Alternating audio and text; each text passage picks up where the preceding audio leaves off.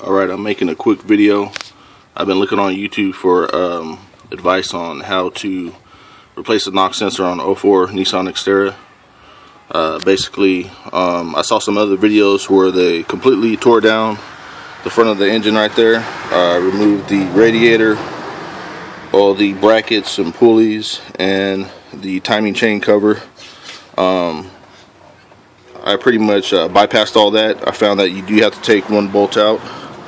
It is this bolt right here that goes in the timing chain cover. It's right back behind here, and it actually screws into the front of the intake manifold right here. I found with the wiring harness, if you do undo all the injectors from the wiring harness right here, you could actually move the wiring harness out of the way. This whole rail will come off pretty easy right here. Basically, make sure these are going to be on the intake manifold right here. Get a close up of that. These are pretty easy to lose, so make sure you keep an eye on those. I believe that there are 6 of them, and then also these little rubber grommets on the intake manifold. You need to make sure that you don't lose them. I almost lost one. Luckily I spotted it. Keep on going here, but this will slide out of the way once you get the wiring harness off.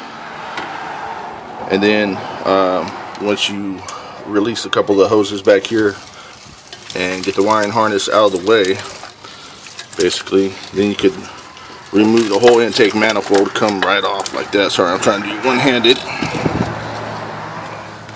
There we go. And then the whole thing will come off pretty easy. Make sure you do have all the rubber grommets in there, because you're going to need that for the injector rails. When you put it back on, make sure everything seals properly. The knock sensor is located right there, and I actually took it out. I'll show you a quick trick real quick. Okay, sorry about that.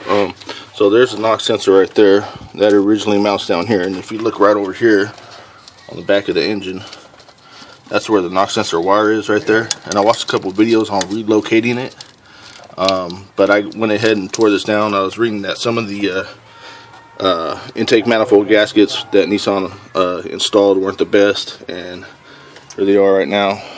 When I took them out, of course, all the gasket material was flaking off. It flakes off pretty easy, so I went ahead and bought the Pro gasket set for it, so I could replace it with some good gasket, so in the future I don't have this same problem with leaking intake manifold and have it throwing codes and a bunch of garbage like that. But with the knock sensor right here, go ahead and you can take that out pretty easy. With the cord though, to relocate it to the top of the manifold, you got more than enough wiring harness right there to relocate it to the top of the manifold, like in some other videos I've seen on YouTube.